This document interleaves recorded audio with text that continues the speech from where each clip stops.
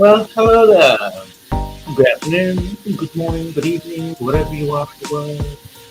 Welcome in. And just test this out a little bit.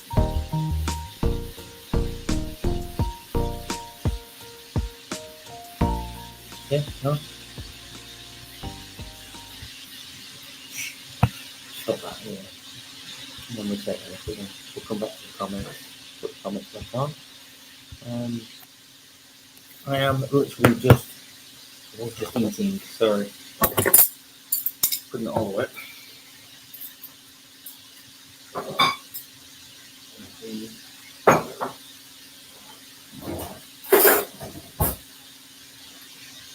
Yeah. What have we all been up to anyway?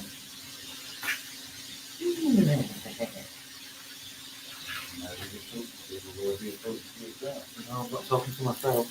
There's four people sat in the room that I'm in. They're in the chat. Ricky's here. Oh, Ricky's across the pond.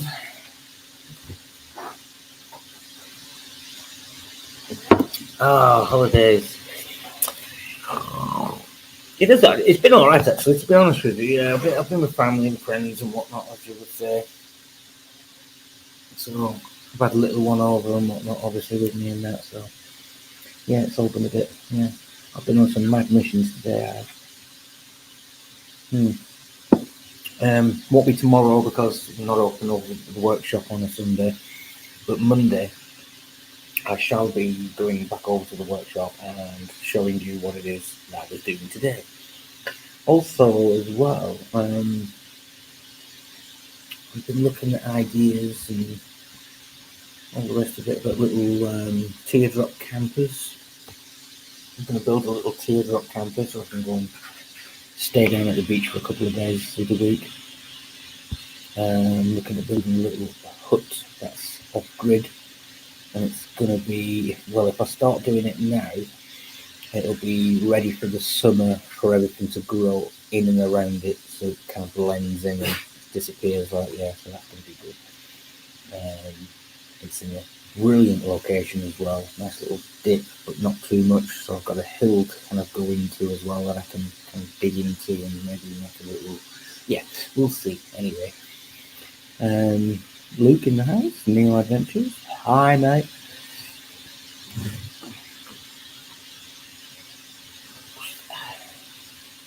Howdy. Evening. You shall be welcome, shall you? Making dinner in the background. Fajitas! Ole! Fajitas! Nice. Is it true what I heard? Did Ali have a new arrival to the family recently? And if so, congratulations. Or am I wrong?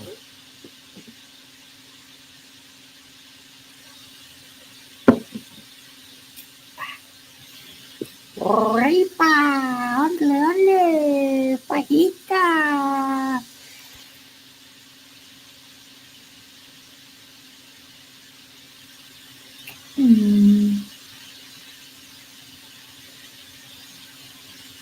I always associate fajitas with just being like like a spag bowl without the spaghetti, and then just add cheese and put it in a wrap. Basically, a fajita, isn't it? Oh, Frank, don't even go there, man. Seriously, it was on Carl's live stream. Oh my god, it was literally on the screen above me. It was like, looking at it, it's just one right hand side testicle hanging. Oh, no new arrival in the family. Hmm.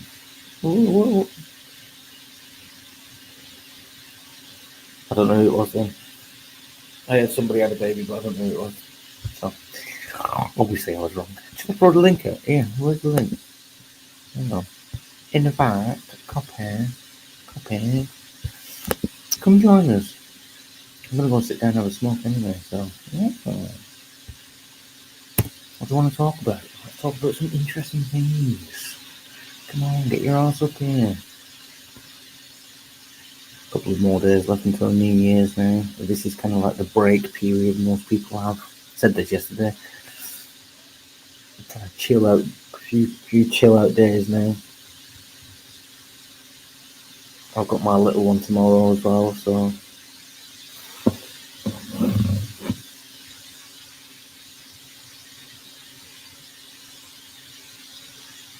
yeah,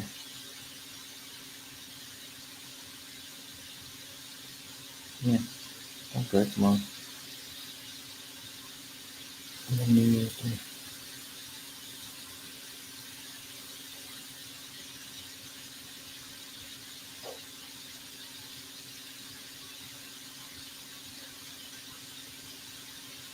Yeah. Oh, what day does that land on? Can't think. What day does New Year's Day land on?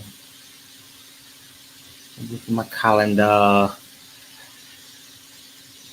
New Year's Day is on a Wednesday.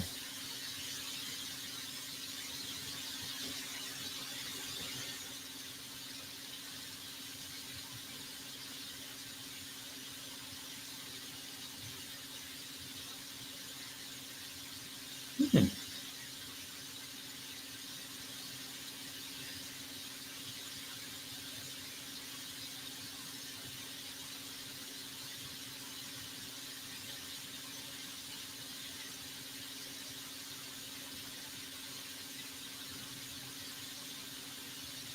Right, yeah, I'm devising a plan inside my head. I'm looking at my calendar and just wondering what's going on, what dates, etc. That's what I'm doing. I'm trying to figure out like a little system for myself. Obviously, I've got to spend a few days up at the workshop and spend a few days bouncing, going seeing other people and doing some other bits and pieces like off-grid living, etc. So I've got a couple of more people I need to go and speak to about that.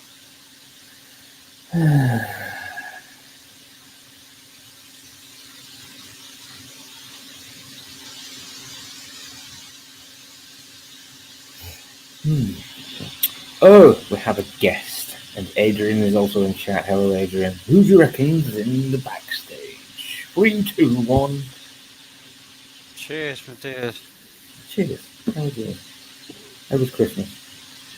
Miserable. Yeah, join the club, mate. Don't worry about it. I cried myself to sleep as well. I spend all the Christmas Day in bed watching old TV series things that I downloaded.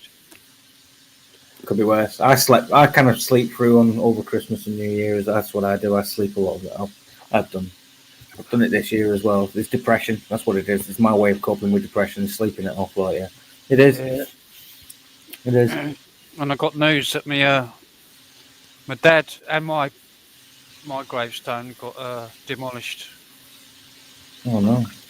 So Your gravestone. Hang on. Your gravestone. yeah, it's a double gravestone for my dad and myself. My Oh dad's right. already in it, and I'm going to go in it when I go. Fucking hell. I was going to say like, hang on a minute. Your gravestone. You're a vampire, mate. No, you've just proven it. You're a vampire. You told me where you got a gravestone and everything. I ain't got a coffin yet, so it's prepaid though. It's all paid for because I done it when my dad died, so I thought I'll pay for my own while it doesn't get too expensive. Do you Well, know what? It's worth the investment. Trust me. But I'm thinking about it because obviously it doesn't get any cheaper as you get on. The more years go on, the more expensive it gets. The more I inflation mean, goes up, the more expensive it gets. You know what I'm saying? So my old man died Christmas morning 2007, and at the time the funeral cost £7,500 back then. yeah, And then when my mum died in 2018, it cost 12 grand. about 12, yeah, about 12, Yeah, 13 grand. So, and that was a cremation. That was to do it cheap. yeah, Because my family wanted it done cheap, even though the plot for my dad was for 3 people, and my mum was supposed to go in there. The family said, "No, we ain't paying for that." And I said, well, I've already paid for it, the plot and everything, and the gravestone. It's already paid for. And they just didn't want my mum going in with my dad because my family are fucking hating my dad. So they went against my mum's wishes. And now they hate me, so they probably destroyed my dad's gravestone. Because they just can't let things lie.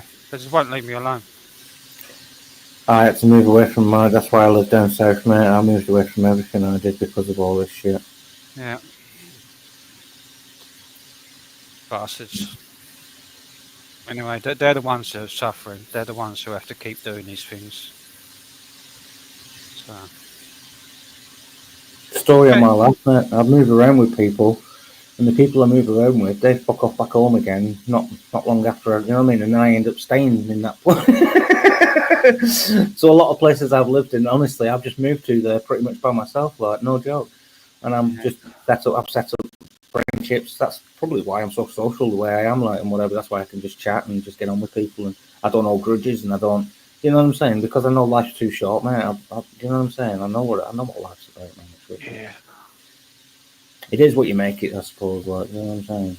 Yeah, I was on the Nocturnals last night on a Friday night, Hal, and I heard Yeah. about So I heard about the coal stream and yeah, I was actually watching last night. I fell asleep pretty much watching it last night. Yeah.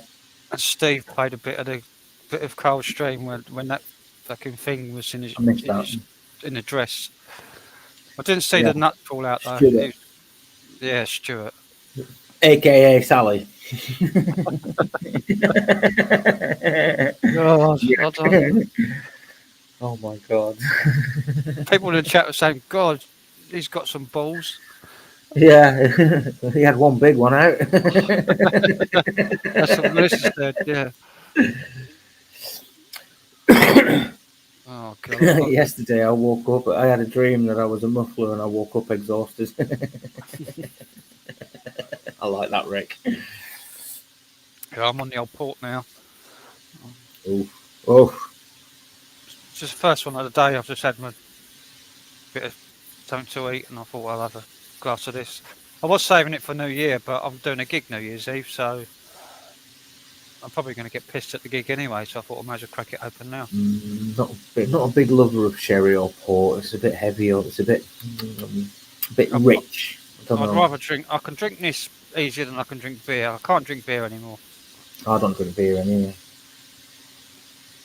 Too gassy for me. Yeah, beer just gives me like acids. Yeah, I can't drink it. But I don't go on. I don't drink much at all anymore. I don't. You know, I literally haven't had a drink all this Christmas. Not one drop. Yeah. The only drink I had over Christmas was yesterday. I'd done a gig. And I had 1 pint at the gig, and I had 1 can of beer when I got home. That's all I've had, all over Christmas. Not for the love of it being sat in front of me. There's Smirnoff and there's White and McKay's. Like, you know what I'm saying? Yeah. So but one pint all night long at the gig, and 1 can when I got home, because I was on the stream, was hosting to Gareth. The only reason. Yeah. I suppose it feels rude not to have one at the gig as well. Like, you know what I mean? Everyone offers to buy you one at the gig, don't they? Like, you know what I mean? It's kind of one of them at the gig. Yeah, everyone kind of offers. Do you want a drink? And everyone's like, yeah. But at least if you just have one and make it last year, people say, "Oh, yeah, I've got a drink." I've got one. I've got one. Yeah. Every now and then. Just left it on the side. It was there most of the night. I had to finish it off before I left. Yeah. I only had one with Herbergaden when I went to Herbergaden. I only had 1 pint all night, literally. 1 pint of John Smith's. So I had.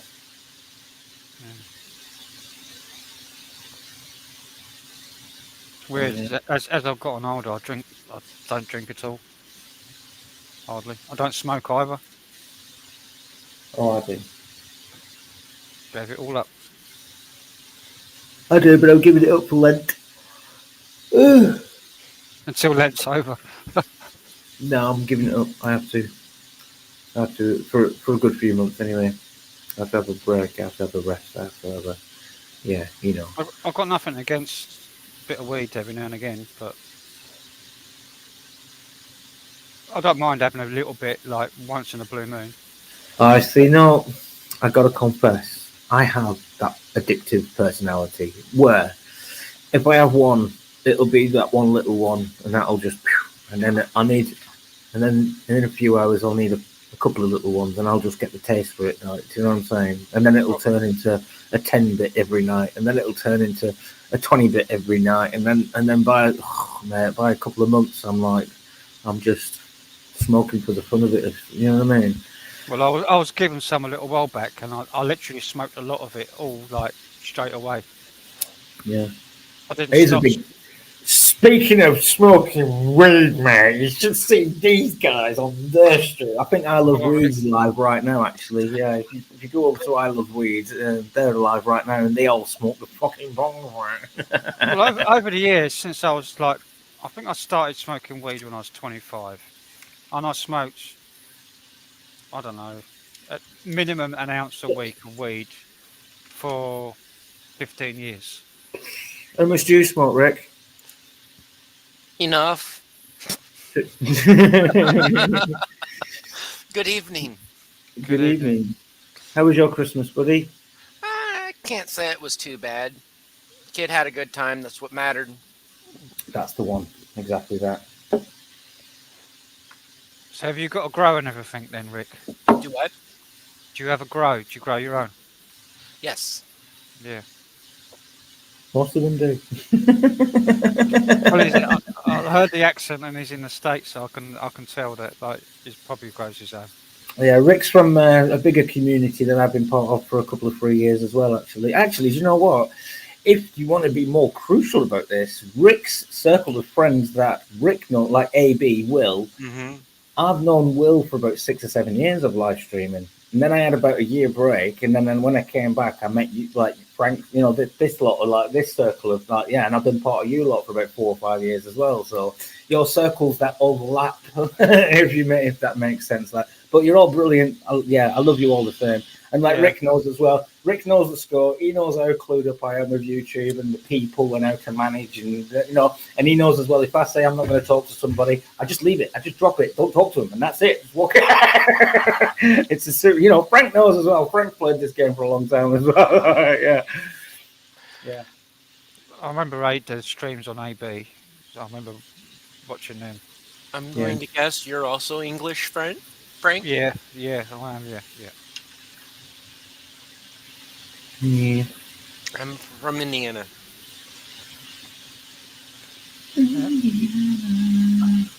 I've got lots of relations in America, mostly Virginia, I think. We're For not some the reason, greatest place on earth. Don't let us fool you. I had lots of people go from my family go to Virginia in like the 1500s Okay. when the first settlers went. I've got a list of them on my family tree that all moved to Virginia. I think that was the landing point for the first settlers was Virginia for the big ships. I don't know. And quite a few criminals went to Australia as well.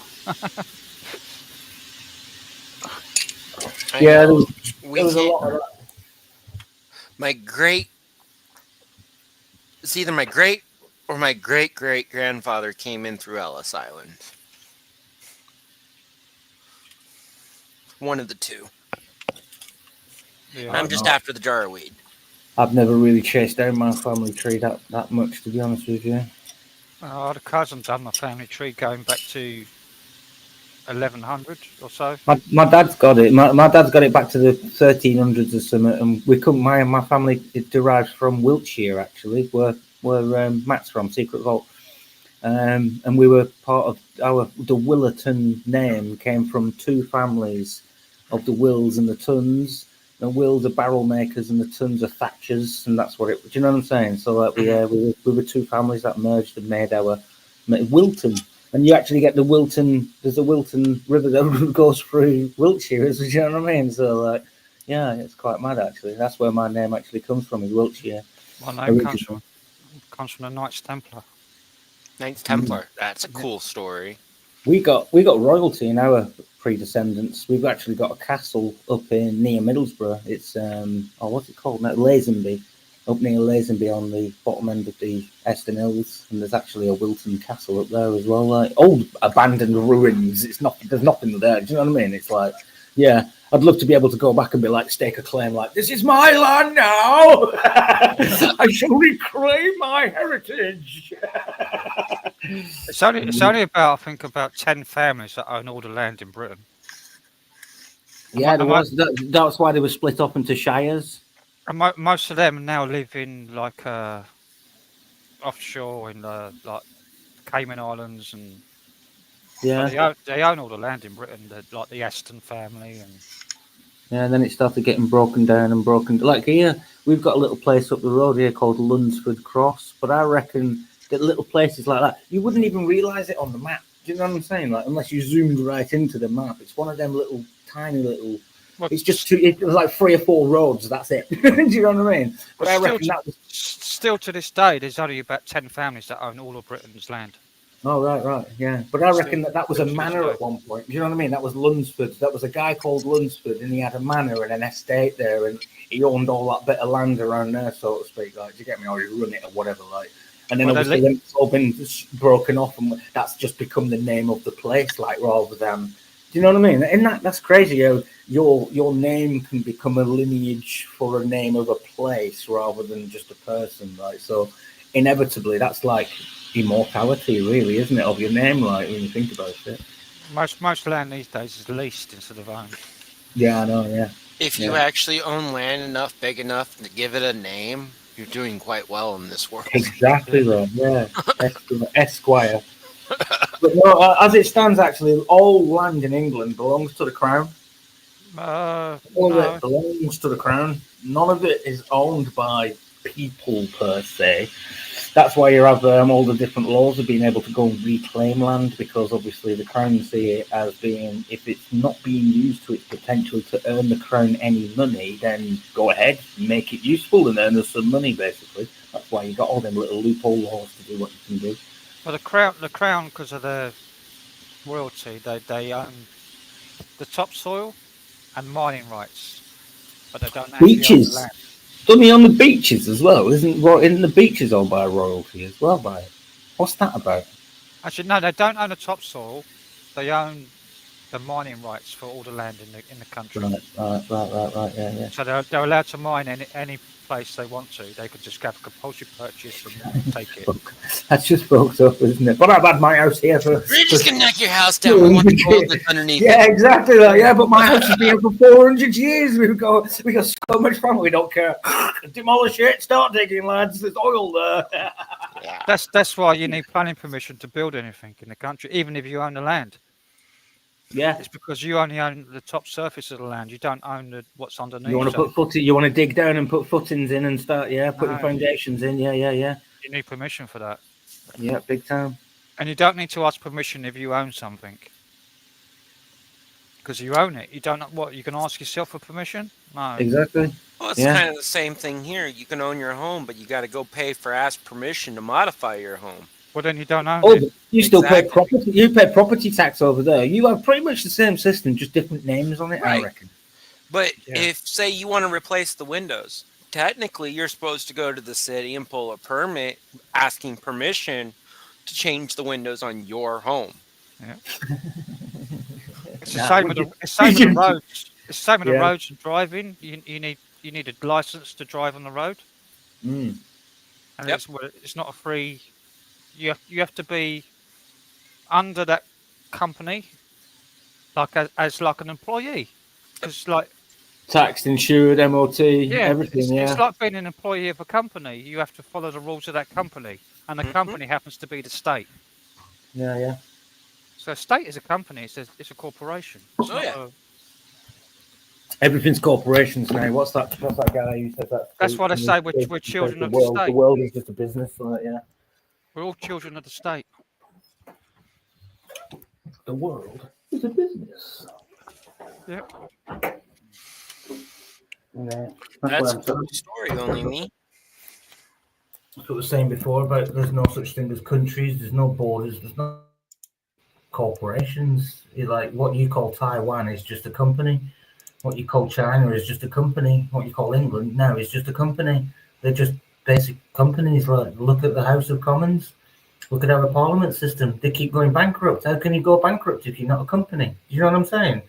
They're a company. They're a profit organisation. That's what they are now. Everything's profit organisations. I just watched this like game show hosted by Matt Walsh. I don't even know Matt Walsh.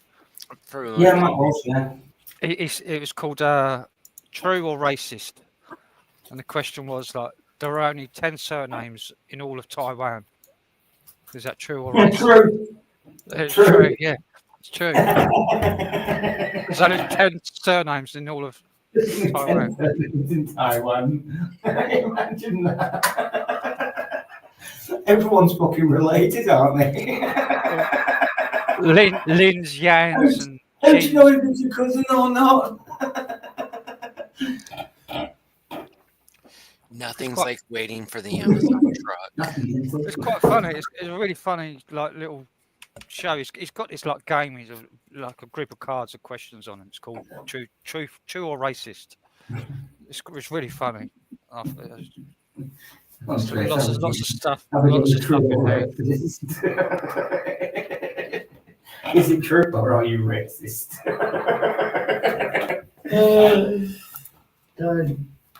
Yeah, he had 3 black people on the panel and 1 white lady, and it's the 3 black people that are deemed the most racist because they got most of the questions wrong.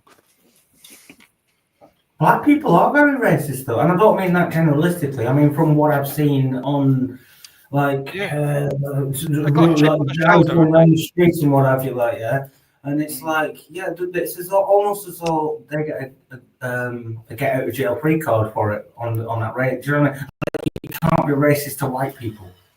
Yeah. No. White people are the only people you're allowed to be racist towards these days. That's what I'm saying. Man, you can't be racist to white people. As in, like, yeah, it's impossible to be racist to a white person, so to speak. You know what I mean? Like, no, that's not how this works.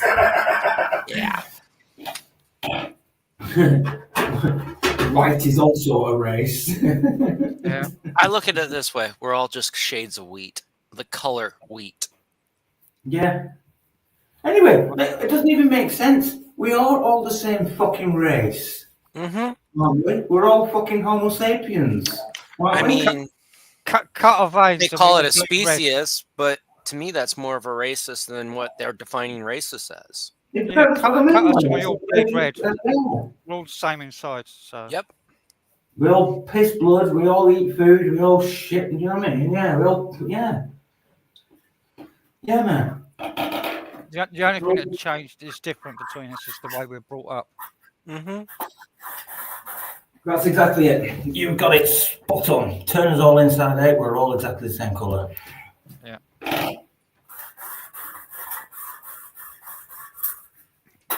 What's that strange noise in the background, Sebastian? I don't know, but how is your electric artwork coming? You're grinding up a bowl, are you?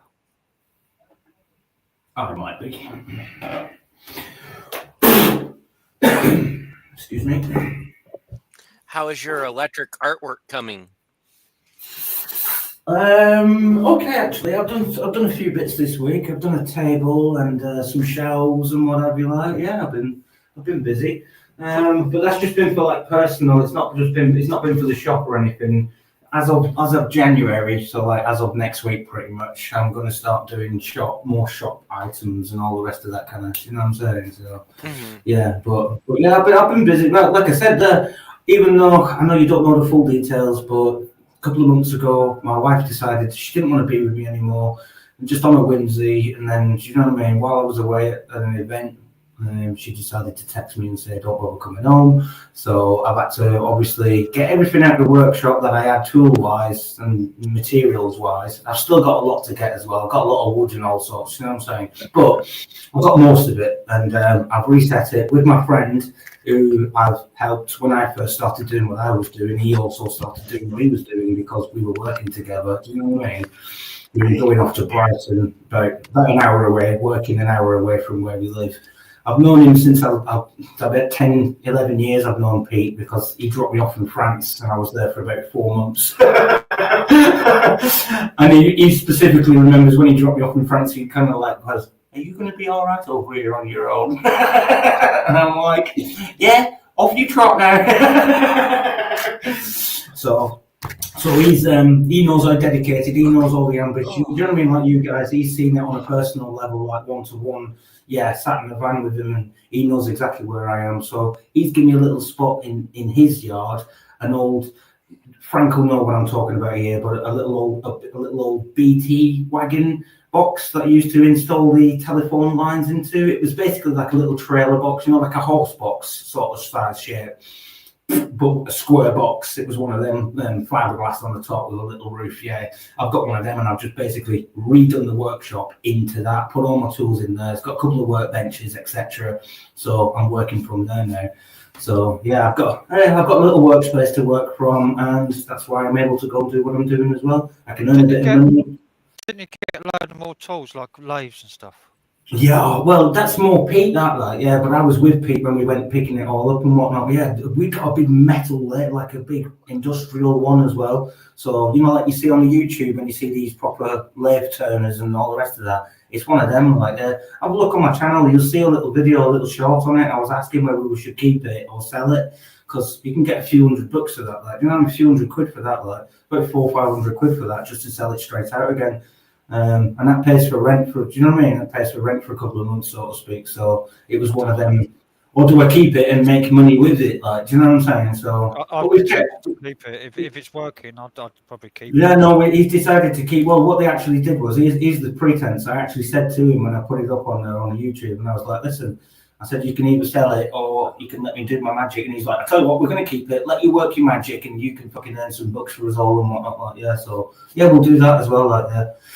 You know what I'm like anyway. I like getting on the old tools and making stuff. I'm very arty-farty, and yeah, I just mingle all these little skills together. And like you said, the fractal wood burning, I can make a bowl and then put the fractal wood burning. I mean, how fucking awesome would that be? Like, and then do the epoxy into it and polish it all up and make it beautiful. Like, do you know what I mean? Yeah, it's what people want to see. Like, I've been following this plasma physicist, and he's been doing his Lichtenberg designs.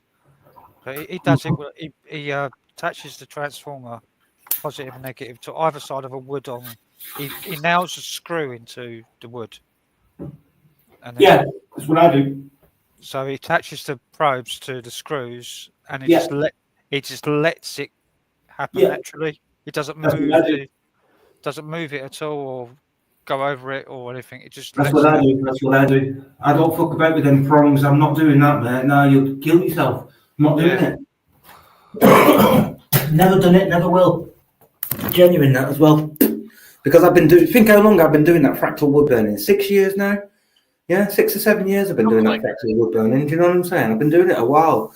And I know, I put a 20-meter fucking cable on it, I do, and have it far away. And then I'd put 10,000 volt rubber matting on the floor. Yeah, 2 pieces of it. So there's one for that and then one for me to stand on as well. And then I'm like meters away from it when I go and plug it in. Do you know what I mean? Like, yeah, I stay well away from it, I do, because one touch of that, man, you're gone. That's it. It's game over. It's not worth it. This bloke I follow, he made his own, I think it's a world record transformer. It's broken the world record for the amount of volts it puts out. So 600,000 volts or something stupid. Fucking hell. That just frazzle wood, that would, mate. It just set it on fire straight away.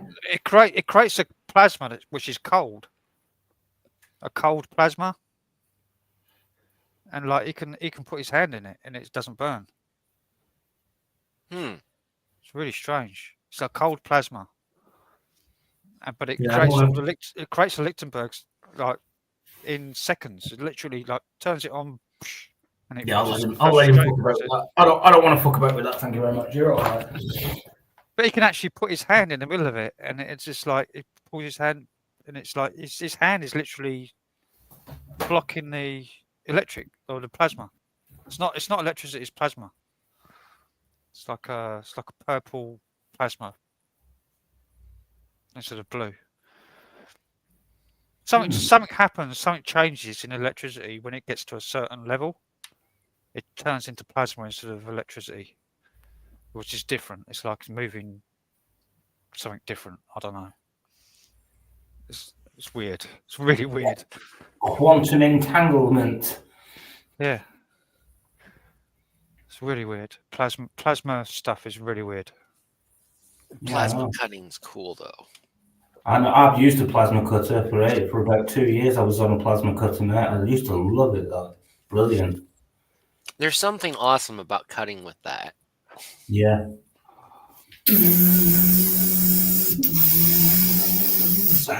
Following on your fucking wooden thing as well, like just letting the head of it run along your wooden line as well, so you don't go offline. It's very tricky. It's like you're using your hands, so it's very tricky to do when you're just doing it freehand. You have to have like a butt or something to make sure you cut straight with it. Yeah. Oh yeah. They work underwater as well. You can use them underwater. That's what they use in deep sea, like stuff for cutting pipes and welding and plasma torches. Yeah. Have you seen them underwater ones, man? They're mental, they are. When you see them working underwater, they actually look pretty. Let's have a look. let's have a look at the video, see if we can find one. let me search. Google. Plasma torch. And hydrogen torches as well. They're pretty mental. Underwater. There we go. Plasma torch underwater. There's this Australian bloke who was on the internet years and years and years ago in like the 90s. His nickname was Joe Cell. Australian bloke, and he made like cars to run on water and stuff. But he was making his own hydrogen gas, and welding torches and things.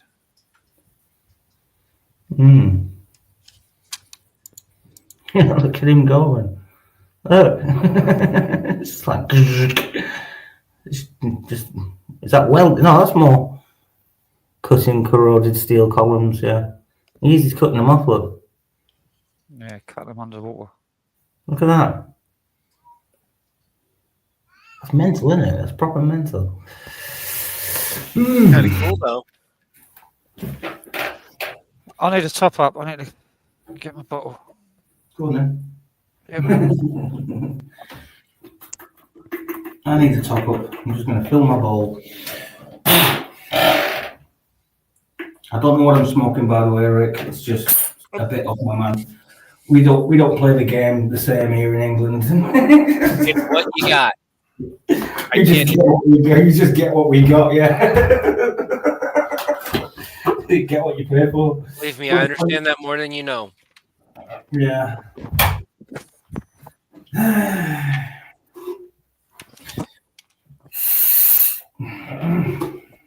Just get what you got. No, I'm just smoking tobacco. That's all I smoke, tobacco. Yes, it's all tobacco. Just tobacco. That's all I smoke. Nothing else. Just tobacco. I'm just drinking Graham's vintage port. Is that a wine? Port. Fortified wine. It's like if you boil the wine up to make it thicker and get rid of the water out of it. No, it's like mixture of brandy and wine. Yeah. Okay. It's 20%. It's not like as strong as brandy or whiskey or nothing. Only 20%. Not heard of that before. Port is a traditional like Christmas time drink. Yeah. Yeah. Fair enough. People have it mixed with brandy. Port and brandy is a traditional English drink.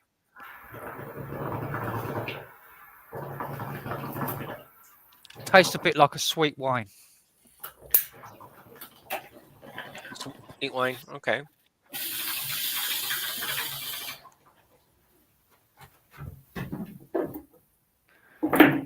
But it warms you.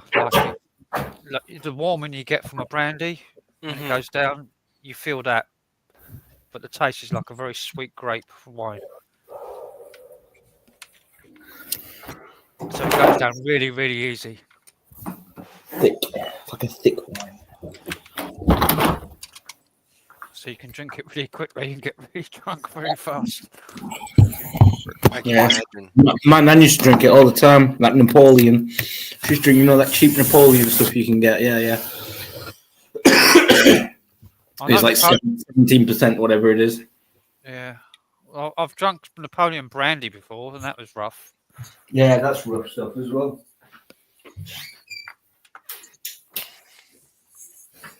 But thank you for having me up, Sab. It's great seeing you. Nice meeting you, Frank. You too. Yeah. I will catch you guys later. Thanks for coming up, mate. Have a happy New Year if I don't see you beforehand. You as well, sir. Happy New Year.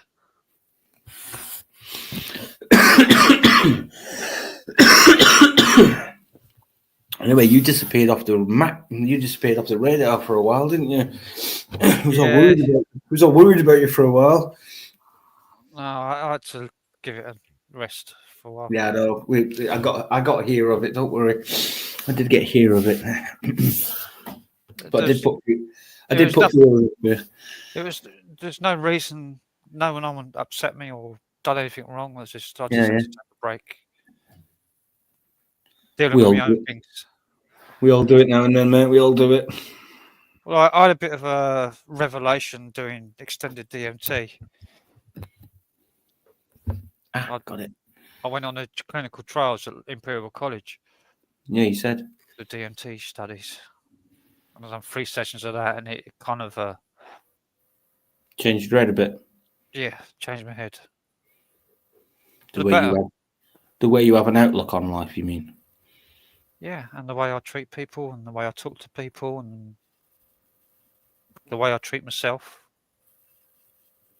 I don't know, just it's not. I don't think it's a permanent thing, but it hasn't harmed me. I think it might. I think it might be What? a permanent thing. No, I don't think so. I don't know.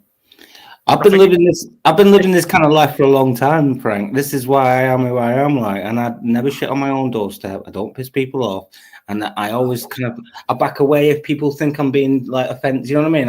I'm always prevalent about what people say and how people feel around me. I don't, you know what I mean? I've lived like it for a long time, and maybe because my dad made me do fucking acid and all the rest of it when I was younger, and then I fucked off to Holland, and I was like, I'm gonna do this myself properly.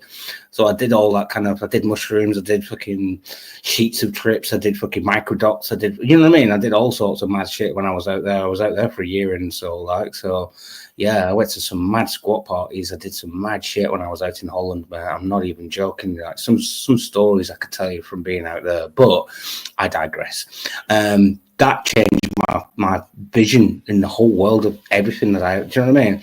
And like, this is why I've got 6 kids as well. I think it's because from that I lost my mum as well, pretty much when I was just before I went. Do you know what I mean? As I was like out there and whatnot as well. So it was, I think, since then as well. Like I've always had this like wanting family, wanting to settle down, just wanting that. Do you know what I mean? Like yeah. So and I don't know. It's kind of one of them now. Yeah.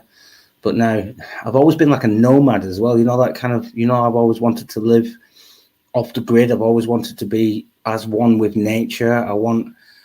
It's difficult because I know that technologically we wouldn't be where we are, but also I reckon we're kind of killing the planet and we're not living in harmony with it the way that we should be. I feel like we're becoming the aliens of this planet, like, if that makes sense. Do you know what I mean? And I know a lot of people can relate to that as well, but they don't know how to put the finger on it properly.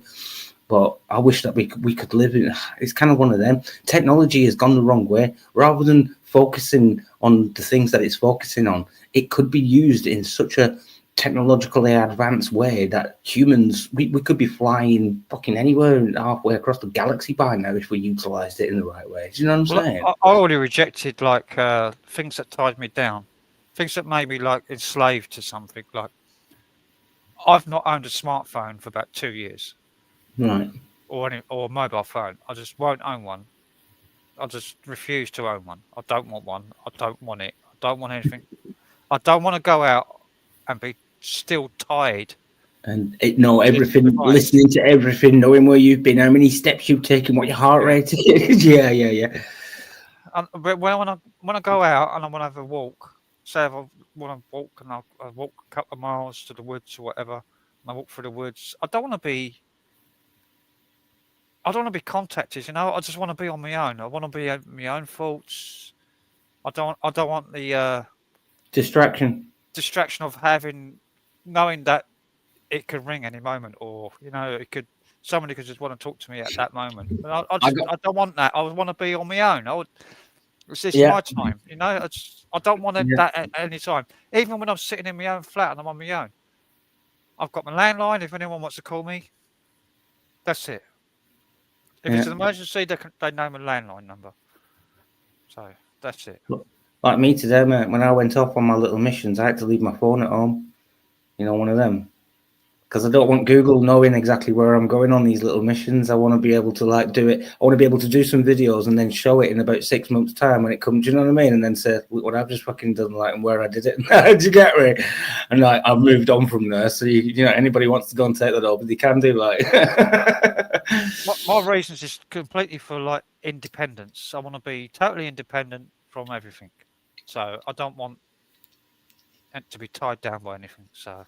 Well, I'm going to go, right, there's two guys that I've been talking to for the past couple of months now.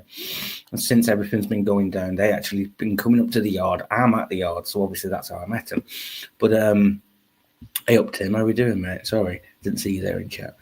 And, but they do, right, so they're kind of in the same frame of mind as I am, but they've been doing it for the past couple of years. And they're ready to open down here in Rye, little place by the sea down here, and in Hastings they've actually got little base camps.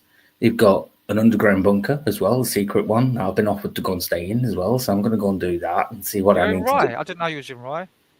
Yeah, oh no, they're in Rye, so I'm going to be over in Rye soon. If you get my drift, I'm going to go and stay over in their little commune that they're going to make. Commune. I've done a couple of gigs down in Rye. Did you? Yeah. Yeah, it's nice in Rye, isn't it? It's quite nice in Rye, yeah. It's like fucking 20 miles of fucking country lanes to get there. Yeah. That's what I was saying about down here, man. That's what it's like down here. I love it down here because it's just country everywhere. It's just countryside everywhere around me. I love it. It's a fucking nightmare getting there, I'll tell you. I love fishing down there. Full of fucking potholes. Yeah, they got tell me about potholes. Don't even go there. I literally rode past. You know the cat's eyes that are in the middle of the road? There was one of them on the path because of the pothole, right? I'm not even joking. I'm like, isn't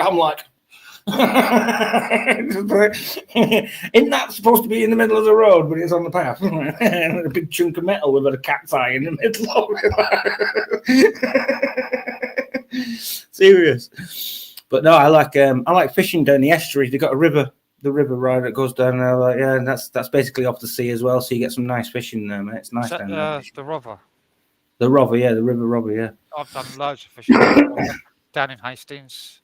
Hastings isn't brilliant for fishing now, to be honest with you. It depends. If you go on the pier, but you're not really supposed to go down on the pier anymore. It used to be when I was a kid. Yeah, you can't go fishing on the pier anymore. So we used to go in farmers' fields where the Rother was flowing through it. Yeah. We just jump over fences and things and go on the river. You got the little river Cuckmere as well. It's a little river called the River Cuckmere. That's going towards Brighton way though, from where I am. It's down that way. That's a nice little river. That's in countryside as well, so you can disappear up there. Do you know what I mean? You can go camping up there for weeks if you wanted to. Nobody'd say anything, as long as you picked up spot and kept moving every couple of 3 days. You know what I mean? You'd be all right. There's a funny story I got when we was little kids with my mum and dad. And I was with them, and we set up this picnic where Mum set it all up next to the River Rother in this field. And then my mum sees this. It's like a jacket up in that tree there. And get close to it. It's moving. There's a great big fucking hornet's nest in the tree. Oh shit! And it's like. It's like brown. It looks like a mink in a fucking. It looked brown. Look really nice. And then we get close to it. It's bzzz, and we walk way away from it. We walk up the river. We'll get away from this, and we sit down sorts out the picnic fucking blanket again, and gets all the sandwiches out again. in this new spot, and then all of a sudden we heard a fucking big bull, fucking ready to ram us. We just fucking ran. That was hilarious. Yeah, it wasn't a good day fishing. Any fishing done. We're running from bulls or horses. Oh, bulls! Yeah, I've had bulls a couple of times, mate. You just sat there, and then all of a sudden, this fucking comes down the back of your neck. You're like, "Oh, for fuck's sake!" It's literally his head's right there. It's crept up behind you, you're like bastard. I've had that. Oh, I got surrounded once as well. Where was it? Down in Gloucester. Oh, I was in Gloucester, mate. I was fishing on. Is it the River Severn that runs through there? I can't remember what it is like. But you got a river that runs through Gloucester, right? Yeah. And I was fishing on it, and mate, cows just came up all around us like the bulls. Sorry, no, they were bulls. They weren't cows, they were bulls, mate. You know what I mean? I was like, fucking, oh shit, ourselves with it. But we was right up on the bank, and they come from both sides and from behind. There was like, and they were still coming. There was like 20 of them. Like shit. My mum was wearing a bloody red coat, wasn't she? So fucking. It must have been cows with a couple of bulls. It must have been. I can't remember that, but I remember being surrounded. We shit it though. I had to get my fishing rods because that's what we did. We started packing up straight away, like you know what I mean, as we saw it. And as we was doing that, we had to get the fishing rods, and I was like this with the fishing rods, keeping them away from me, like yeah. Oh. Yeah. My dad just had to throw the fishing gear in the blanket, the picnic blanket, and pick it up like a parcel, throw it over his shoulder, and run.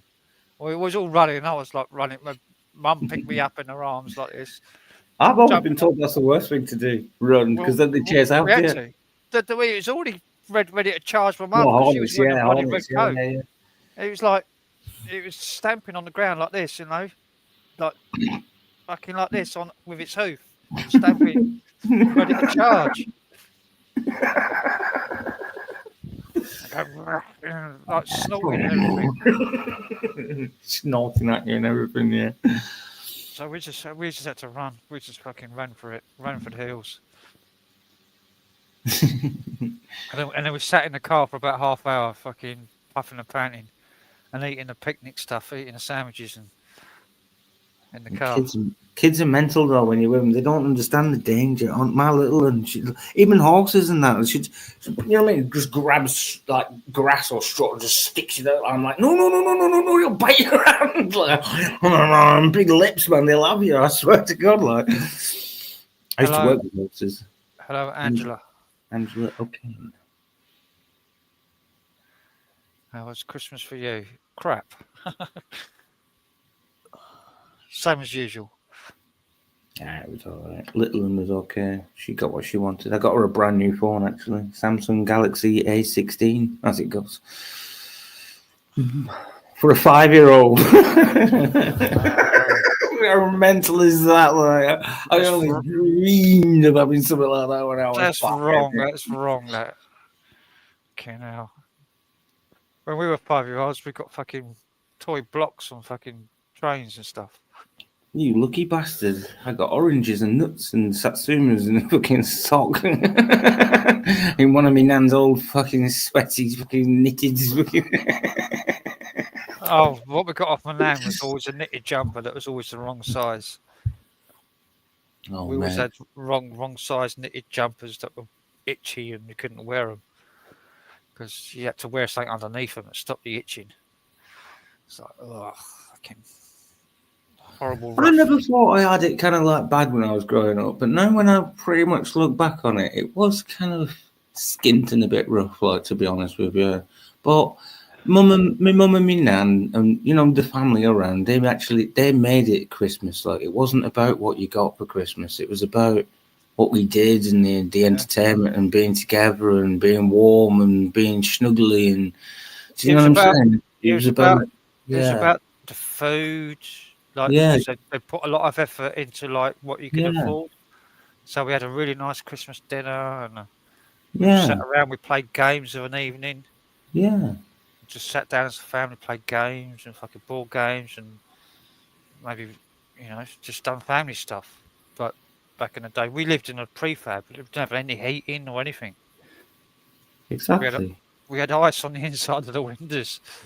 used to wake up fucking wet from the damp. Hmm. But we didn't care. We had a good mum and dad. We had each other, mate. That's what it was about. So I feel blessed. I was lucky to have a really good mum and dad. I had random stuff as a kid though from my fucking. But some stuff I shouldn't have really have had as well. Russell Abbott's annual fucking, and it was a proper. That was a proper adult piss take thing. You know what I mean? It's stuff that I used to get when I was a kid. It was just, and I know what it was. It's because my nan used to run a second-hand shop, so she'd pick out all the kind of like what was brand new or best bits or what she thought. Do you know what I mean?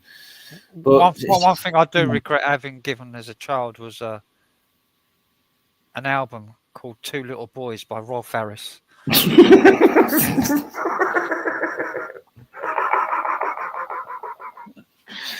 Should have kept it, mate. Might be worth a bit of money, though. I'll never forget it. It's two little boys and two little Little girls. toys. Each had a wooden horse. I remember the tune. And I had the album of it. It's Rolf Harris, fucking Two Little Boys it was called. I know Never half of forget it. And I had the album of Wizard of Oz. That was good. The Wizard of Oz album. Angela, I think Angela's onto something there as well because I got 2 tins of Smellies and I got a one of them Lynx packs. The box is actually pretty nice. Actually, it's got some pretty good patterns on it. I was like, oh, I might copy some. I might use that. But anyway, yeah, no, I reckon. I don't get anything off my family. Nothing. I don't even get Christmas cards. Nothing. So I didn't get any Christmas cards this year at all. I got one Christmas card of someone out the band. That's it. But most people don't bother. And I didn't bother either. I didn't even bother with any decorations this year. Or last year. The first year I moved into this flat I put up loads of decorations, a tree and everything. Expecting some family to come round. Because it was the first year I was in the new flat. And no one turned up, no one came round. No one even phoned me. So I thought, fuck it, I'm not doing it next year. What's the point of doing it for yourself? It's like on your own. You just sit there and look at it, thinking, why did I do this? So I thought, no, I'm not doing it this year. Leave it. I put some lights in the window so people outside could see some lights, but that's it. That's all I did. Lights in the window. Burn some electricity. I think that's also a factor of it, to be honest with you.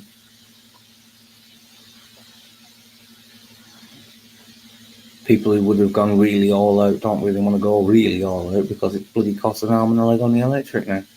Yeah, we've only got one house in this place where I live that's went mental and bloody lights on the house, all over the roof, over the walls, all surrounding the house, like the fucking Griswold's house, you know. Griswold's bloody National Lampoon's Christmas Vacation type thing. They turn it on and the fucking our lights dim down. You're going to hear a low buzz. They have to pull a lever in the fucking power station to boost the power up when they turn their lights on. Turn the backup generator on. Yeah, it's crazy. I don't know how they afford it, but I think they're quite rich. They got like one of them's got a Tesla, one of them's got a BMW. Yeah. You know, they're rich. Well, and it's not a cheap BMW. It's one of those club sport ones as well, like fucking 150 grand one. They got money. Yeah, they got loads of money. Depends on you'd see the definition of rich. You know, I question the definition of a rich. Rich to me is having something more than just money. Got a rich heart, rich soul. Yeah. I had Gary Glitter's album. You want to be in my gang? Oh my god. What gang's that from? No, Ali said. Yeah. I remember years ago, back in 20 years ago, before anyone knew about Glitter, we used to do a Glitter song in our band called "I Love You, Love." I love you, love. That's what I was thinking there straight away, right? You literally said it as I was thinking it there. I love you, love. But even back then, even before we knew about Gary Glitter, the fucking singer used to change the lyrics to "I love, you're only two, love." So I sing it's like kind of a thing that people knew but didn't know, Yeah. suspected.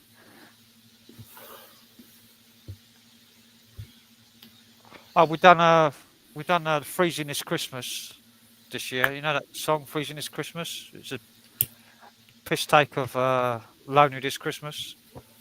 Lonely this Christmas, da, da, da, da. But it's Freezing This Christmas is about Keir Starmer taking the money away from the pensions. So I sung those lyrics this year.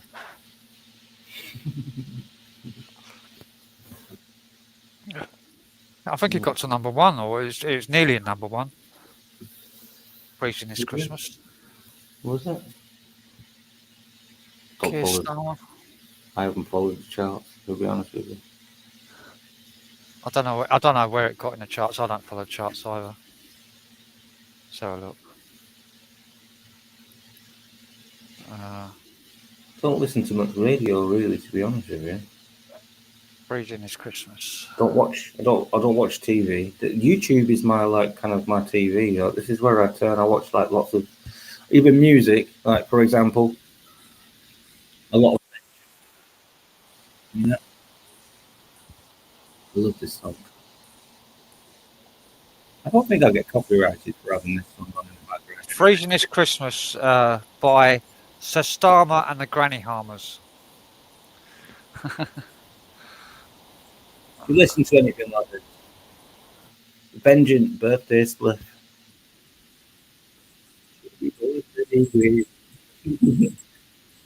Yeah, it got to number one, apparently.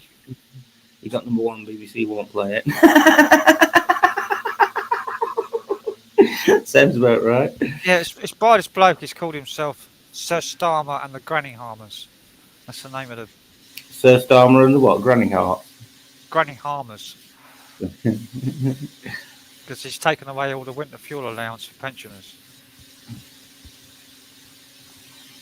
And all the money raised for that song all goes to the OAPs.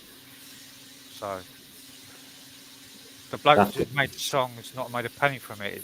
Every single cent. Actually put it into a what, like Macmillan or something like that, like whatever it is. It goes to people who didn't get their winter fuel allowance. So it's wrong what they did though. It's proper wrong what they. I mean, come on now. When are people actually going to start to actually proper wake up now? I mean, I know there's a few of us, but some of us here in the background, we've been here for quite a few years. We've gone blue in the face. We've gone a bit mental on YouTube and had to rein it all back in again because people were just saying that we're off our ends. Do you know what I'm saying? Like, yeah, and then we've all been proven right in this past. Yeah, exactly. I mean, nobody has ever fucking come to me and apologised for fucking calling me a fucking loony bin and a fucking like my missus. My missus actually genuinely put down in court when I was fighting for my little one, which I wouldn't at the first point, by the way. But she literally went into court saying, "Oh, he's a far right-wing conspiracy theorist. He's a crazy man. He had us all building bunkers in the garden and everything." And I'm like, "Are you actually off your head? What? Like, you make out like I'm best friends with fucking Tommy Robinson or whatever, Stephen, whatever you want to call him. Yeah, you know what I'm saying? Like, you literally, like, I'm part of the EDL and I'm trying to re-establish it and that. Like, what the fuck? Like, if anything, I sat with my see, like, you see my mum, like, I know you didn't see her over Christmas when I stayed with her, like, over the past few weeks ago, I stayed with her, like, yeah, for a couple of 3 weeks. I did see one. I was watching. Did you? Yeah, the old lady, right? Well, I call her mother, like, yeah. Well, she used to be the opposite to where I used to think, because, you know, the government would never lie to us. Oh, I've had my injections and so on and so forth, etc., etc. She called me. We fell out because I'm basically telling her the truth. Like, you know the truth. Without going into it too much, I was basically saying, no, this is this and this is that. Oh, did we? She fell out with me. Not me falling out with her. She fell out with me because she was determined. She was kind of still on that different pill. Do you know what I'm saying? But until she'd been red pilled and actually walking up a little bit, now when I go back and sit with her now, we can actually sit down and have a bit of discourse between us, like civilly. Do you know what I'm saying? Because now But she's a typical kind of. No, I'm not going to say I was wrong. No, I'm not going to. I'm not going to admit defeat. And, do you know, one of them? Like most people that I've met about it as well. And I'm like, I just have to be like, okay, well, you're still family to me, and I forgive you. I have to be the bigger man, so let's just carry on. That's how con men can work. Because con men, because people can't admit they've been conned. They won't admit they've been conned. So then con men can get away with what they do. And basically, majority of the population was conned over COVID. Well, basically, I'm going blue in the face telling her she's being conned, and she's basically telling me, no, I'm not. No, I'm not. This is the genuine deal. This is the real deal. And I'm like, it's not. Because it's an insult to their intelligence. They think, no, I wasn't conned. No, I can't have been conned. That's what I believed. They say that is what I believed. No, you were conned. You were made to believe something that wasn't true. That's called being conned. It's like, you can't. It's like talking to like a deaf grandma. You can't. Nothing gets through. It's just like, what? There's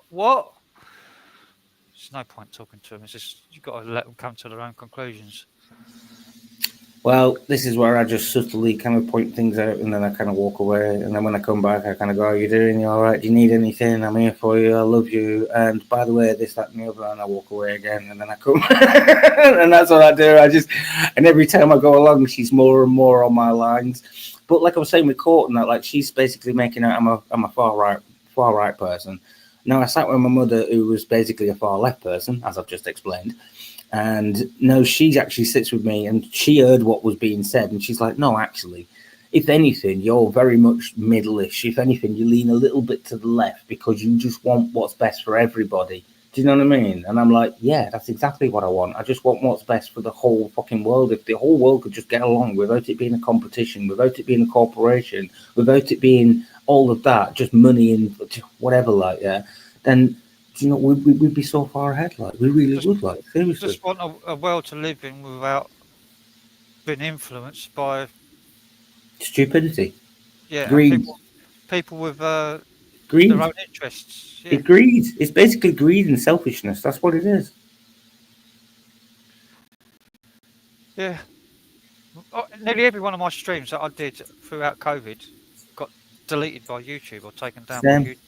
Anything I said in them streams, anything I said in chat got deleted. I was playing those videos called Young at Hearts, so there was about 10 of them, and it was about all the young kids that were dying on football pitches and hockey pitches and playing sports, dropping down dead after having an injection. Like young kids, like 12 years, 13 years old, had the jab, and then they were exercising and running around on the pitch, and all of a sudden dropped dead of a heart attack. Supposedly, blood clots causing heart attacks. See, I went down lots of rabbit holes when it all first kicked off me, mate. I'm not even joking. I've got in my wallet. I've got the proof of it as well. Put it to the people march. I met fucking Chris Tyrant Finder. I met Sam English, who's Subject Access on YouTube and that. Like, they've got quite big channels now. Like, I actually went down a few little rabbit holes there, like, so to speak. There was crisis actors as well. You know, you had like loads of crisis actors. I actually hunted one down, no joke. I actually got it on video and everything else as well. Like, it'll be on someone's YouTube somewhere floating around. Paul O'Neill that you see flying around in chat, he remembers that. He'll tell you that. Yeah, I don't get it. Yeah, I don't really. I fell out with him when I was chatting a long time ago. He's very passionate, and I'm like, you're going to get nowhere when you're like that. If you just want to be like, you're not going to get anywhere, mate. You have to find some middle ground to find. When I was doing all the anti-COVID stuff, he was fucking point blank against me. He was like being a right troll. Yeah. When I was like anti-jab and that anti-COVID, nobody should get blocked the jab. him. I blocked him and his missus. Yeah, I had to, and Suzanne. Yeah. I had to block them both because they were being arseholes to everybody in the chat because I was saying stuff about COVID that I thought was all bullshit. I remember them from old school, 7 years ago on YouTube live streaming when I was involved in all them rabbit holes. Yeah. And I had them up on the panel a couple of times, and they were just constantly fucking pissed out their brains, not knowing what they were saying. I'm thinking, Well, that's why the way you are in the chat is because you're fucking out your head. Block. He's all right. He's sounding that right, but it's just like I said, they're just very passionate about the way that they want to go around things, and it's just I just saw loggerheads with it, and yeah, maybe the drink, maybe he'd had a few drinks and he said that he got things wrong, maybe he'd seen things wrong with the way. I don't know, but it was kind of one of them. I've unblocked him and whatnot now. I do talk to him again, so. There's a lot of stuff now about And these people, Angela's going. Bye, Angela. Good night. about these people with these white clots in their blood, in their veins, these white tumours. People who've had the jab, like corridors are pulling them out, and they're like fucking 10 feet long, pulling them out the veins because they can't embalm them because their veins are filled up with these fucking big, like calamari, fucking white clots.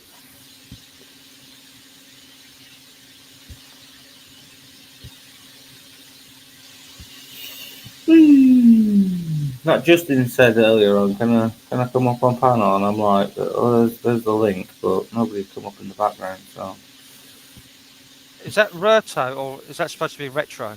I think it's supposed to be retro. I thought this as well. Like, yeah, but I'm into my retro stuff. I've got loads of retro computers. Bit of a rush job typing the name out there, mate.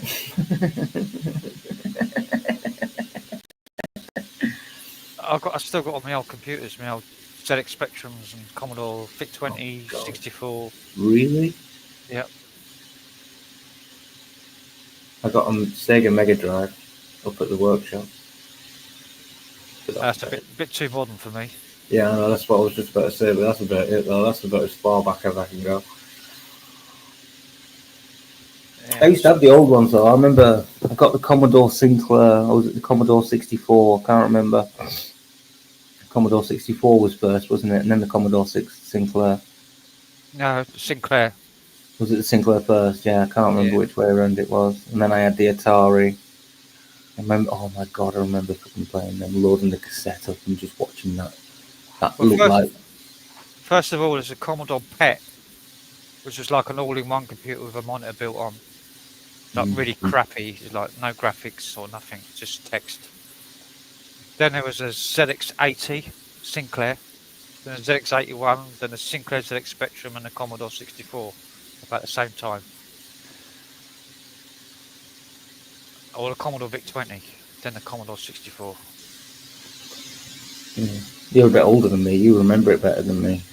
Yeah, I'm in the 50s, so I'm in 51 now. Soon to be 52.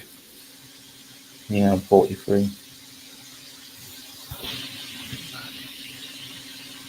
Yeah, and I've still got them all, and they all still work.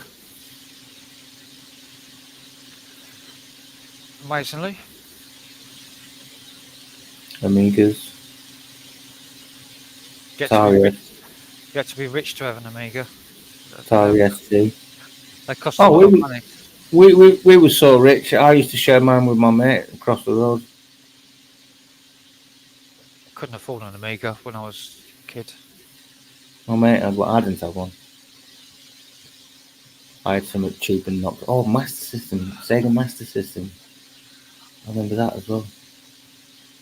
The games were too expensive. On the old Spectrums and Commodores, you could just copy the games off your mates on cassette, just tape to tape. PlayStation 1 original. They were like cutting edge technology when they first came out in time. It's like, oh my god, you can put a CD inside and it's a game. Look at it. It's like, oh my. Put it back in. Spin it first. I found out my old PlayStation's worth quite a bit of money because it's a blue one. Blue PlayStation, the old PlayStation 1, the original one. When it first came out, I got a blue one, which is it can play all regions. Limited edition, yeah. It can play copies. So they're really highly sought after. You used to be able to get the clear, what was it? They were called crystals, weren't they? Because they were clear cased. They had clear plastic on them, so you could see the insides. Do you remember them? think Xbox did them later on as well.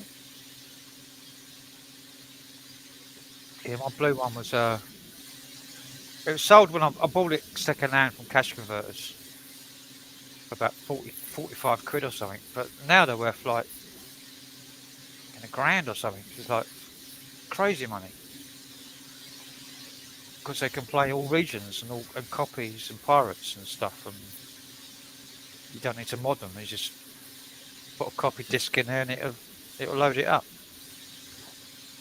Any region, NTSC or PAL or anything. Makes you wonder that, doesn't it? Why couldn't they have just made them like that in the first place? Well, they weren't made like that. Nintendo Crystal. There you go. Tim knows. I had an N64 as well when I was back in the day. I won an N64. In my stoner days, when I first started smoking weed, I got an N64. And I was playing fucking GoldenEye 24 hours a day. Can't remember what I played. GoldenEye, best game ever made. It's been so long, honestly, genuinely been so long since I owned a console. Well, not so much owned one, but played on one. I've got a couple of consoles. So that I've got PlayStation 4, I think, and I've got an Xbox One. I've just never used them. The N64 was the only console, the last console I ever owned. I haven't had another game system since the N64. Can you still use an Xbox One? Are they still valid then? Yeah. I never got into consoles after the N64.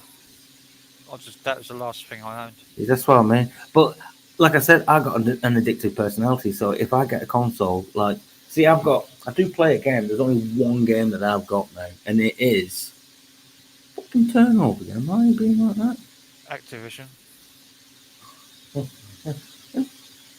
Yeah.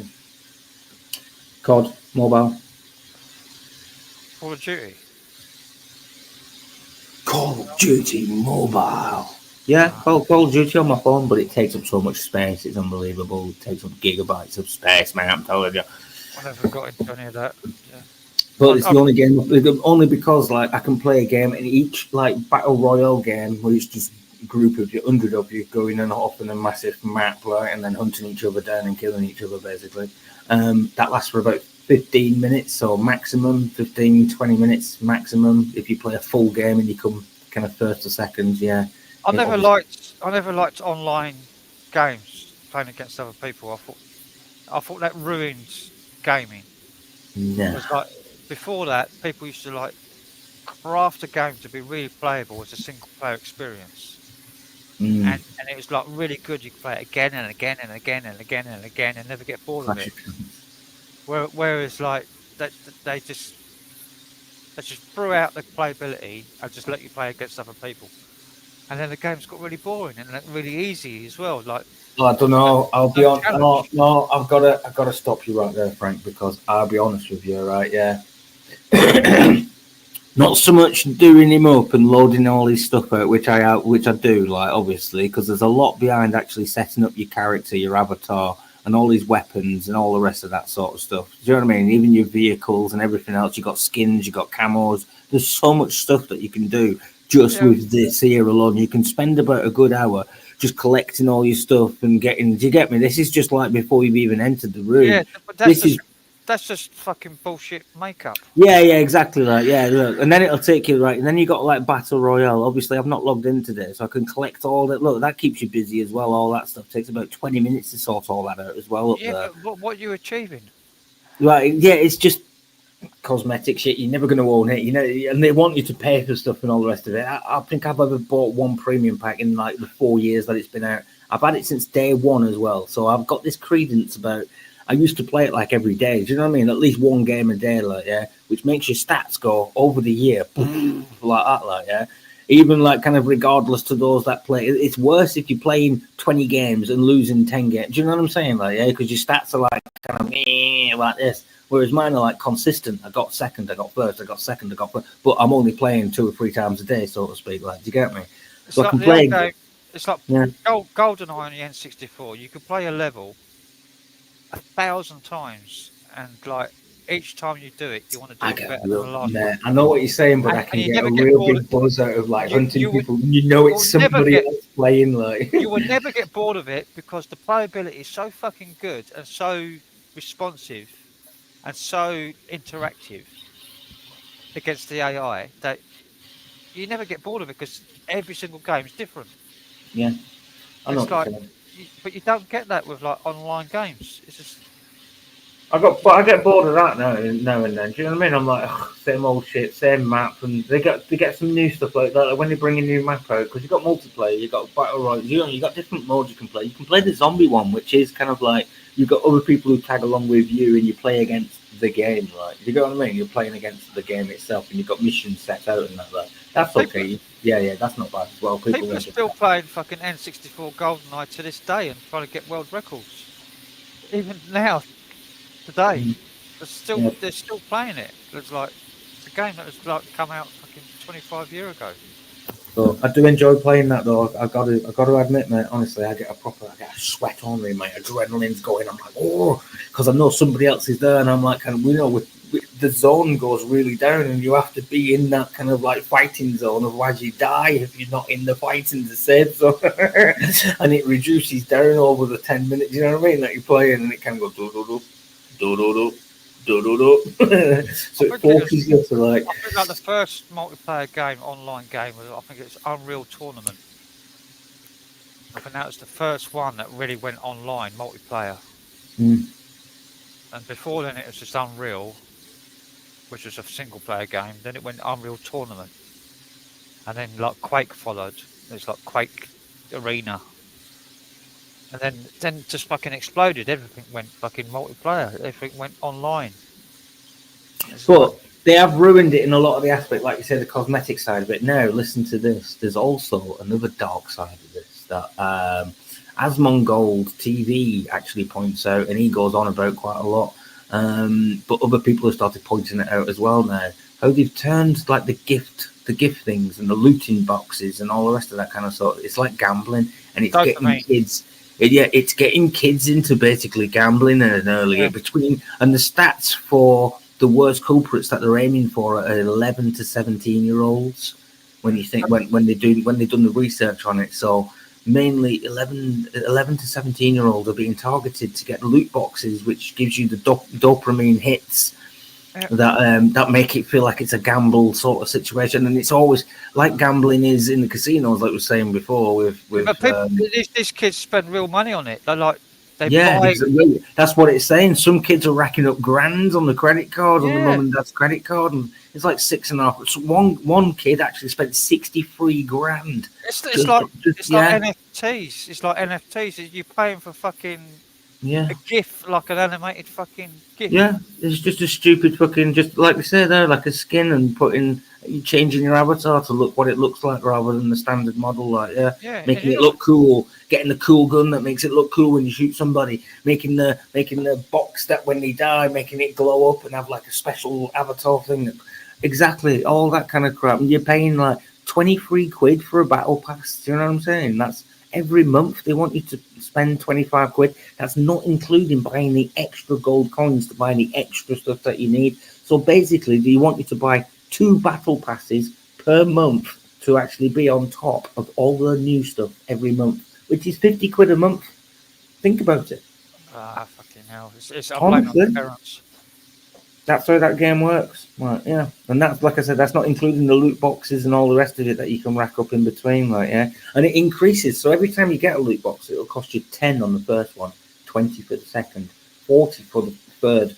Do you know what I mean? You can see the incrementation that's going on here. By the time you hit like the 10th box, it's costing you like 2,000 coins, which cost you 20 quid to buy 2,000 coins, etc. Do you know what I'm saying? So and nowadays they release games full of bugs because they know that they can just update it. Like, whereas back in the old days, they had to release a game to be absolutely perfect because they had to master it on a CD or whatever, and that was it. You bought physical media, and you can't take none of this. That download there, I can't take that into CEX and say, right, I'm bored with that now. Can I swap it with? Do you know what I'm saying? But it had to be bug free. Anything I bought on there stays on there. Anything that's kind of been transactional wise stays on there. To be gone. When you bought it years ago, it had to be place tested for like fucking 6 months before it got released. They had to sort out all the bugs before they released it. But nowadays they just release it full of bugs, full of fucking errors, full of Yeah, crashes, I've seen. and I've they had don't loads give of a them. shit. It's like, oh, you paid fucking £80 for this game or whatever for this new AAA game. But you got to download this fucking 16 gigabyte fucking patch on day zero, you know. I've sussed out loads of bugs on this game because I played, like I say, I played it since day one and that, and obviously we got chat and I've been in teams and we all share some knowledge and that. you get talking like obviously, and it's like, hey, do you know how to double up on your snowboard? And I'm like, what? Well, if you put it in this in your backpack and you do this and you do that, and then you take it out and you drop it and then you do, and you put a gun there and then you put it in there and then you can get 2 extra ones. And I'm like, oh, that's handy to know. And like, oh, by the way, when you do this, you can see people through that wall. You know what I mean? Or you can do, yeah. There's certain like you just pick up on loads of mad stuff. Like, yeah, it's not cheating. It's just knowing where they've gone wrong with the game. That's all it is. Like, it's like finding, like you said, the bugs and the fucking the mistakes that's gone in there. A game was made by half a dozen people at most, like 6 to 10 people maximum. Nowadays, games are made by like fucking 200. Have you seen the industry? Have you seen the actual code? Have you seen what the team that they've got? And it's not out here. It's in Japan. It's all most of it, as you can see, is Japanese in the background, Chinese in the back, one of the two. But it's very Japanesey. Do you know what I'm saying? Like, yeah. So I reckon it's mostly a Japanese company that run that, but we've got the European kind of like, yeah, that's because you've got different servers. They've obviously got servers around the fucking world, but. So you have to pick the server that you actually want if you want to fight in that server. You can pick to be in fucking Asia if you want to, but I'm thinking, nah, because they're going to be much better on average than the typical European. all the emphasis has gone on how a game looks. So yeah, that's what I'm saying. Hundreds and hundreds and hundreds of fucking modelers and artists to just work on like stuff that's not important to the game. To actually playability of the game and how it plays and how it feels. I should load up my game on screen sometime and then I'd show it like and have a couple of games, show me playing my game because I'm quite, especially if I'm in one of my teams as well, because I'm funny. You know what I'm like. I get right into it, man. I start taking the piss from it, rotten me, running up to people like, no, let's not shoot. Put your gun down. Let's be friends. Hey. If you go and kill the rest of your team and I go and kill the rest of my team, we can run off and be like tag team winners if you want. And he's like, what the fuck are you going on about?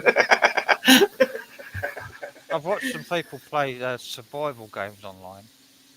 You know, where you're like living like as a fucking out in the woods, chopping wood and fucking trying to build your house and like survival games and the hunting and stuff. I'm going to go and do that. I'm going to go and do that for real, mate. They're quite good because you get people cooperating with other people. They're not fighting against each other. They're like, we have to survive. Yeah. So I'm gonna find another person to like pull our resources together and like people help each other out in those games, survival games. I like watching survival games. People playing them. But I don't play games. Like I just can't be asked. See, I've not played that. I've not played that at all today. I've been so busy today doing what I'm doing. Like I said, I've been on missions. I've been like, this is what I did today. Right, I got up. Well, my alarms went off at about 9 o'clock, but I ignored them. And I just thought I can't be asked. It's Saturday, so 10 o'clock my alarm went off, and I thought I better get up and do something. So I got up. I went off to the workshop and I kind of half built a frame for the bicycle trailer camper that I'm building. So I built the bottom piece and I've got the side bits going up and whatnot as well. So that's all coming together nicely. Just getting the framework ready, like, do you know what I'm saying? I got it on a couple of pallets, so it's off the ground and that as well. But yeah, I did all that and then come like 2:10, she shuts the bloody gate at 2 o'clock, doesn't she? So I got locked in. So, so I had to take my trailer off the bike and then lift the bike over the fence and then take off. Yeah, for real. And then on my way home, that's when I had a look and go and try to spy a little place where I can hide, a little sleeping hut, almost the same size-ish of what it is I'm building as a trailer, if that makes sense. And where I have found these couple of spots, you've got a bit of an embankment and a bit of a where it goes off and that, so I can actually go put like a little box there, but then start digging into the kind of side dish and kind of make it so it's like a little underground kind of coming out into that, and then make a false wall and so on and so forth. But we'll see how things go. Like it's going to be very, you know what I'm like. It was going to be very ingenious, and we'll see what we can do. Like. I'm getting ready for a project as well. I've got this. Hang on, I'll go get it. Hang on. Ooh, exciting! Watch the video.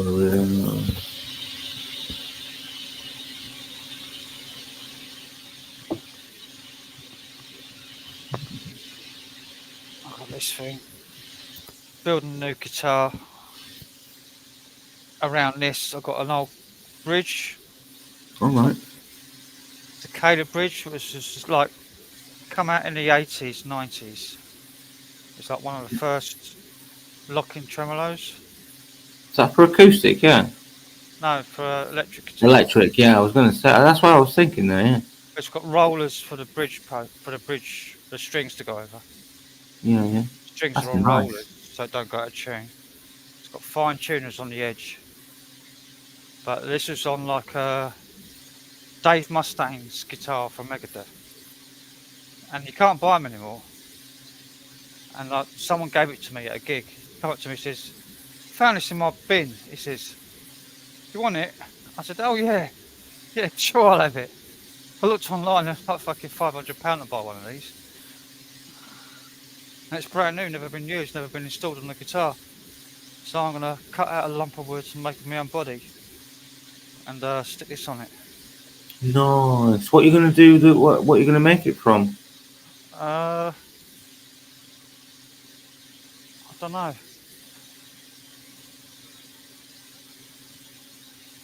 I don't know yet. Maybe mahogany. Or I found out that the old, like really old early 50s guitars were made from pine. Like the early Fenders. Made from pine. On a solid piece of pine then. If I can find a really old piece of wood that's like well seasoned. Because the older the wood, the lighter it is. Because all the moisture's gone from the wood. And then it becomes a lot lighter because all the resin crystallizes. And it becomes much more resonant, so you tap on it and it makes a really loud noise. It becomes more resonant. Yeah. The older the wood gets, the more resonant it becomes. So I want to get a really old bit of wood from somewhere and just cut a body out of it and make a guitar. Make my own one. And I'll stick this on it. I know these sound good. It's like solid brass, but it's chromed. That should sound pretty good. It's my next project. If you get stuck, give me a shout. I'll help you out. Yeah, I just need to find a really nice bit of wood. That's all. You can buy it on eBay, Can have a look on eBay. No joke. Yeah, it's cost a fortune.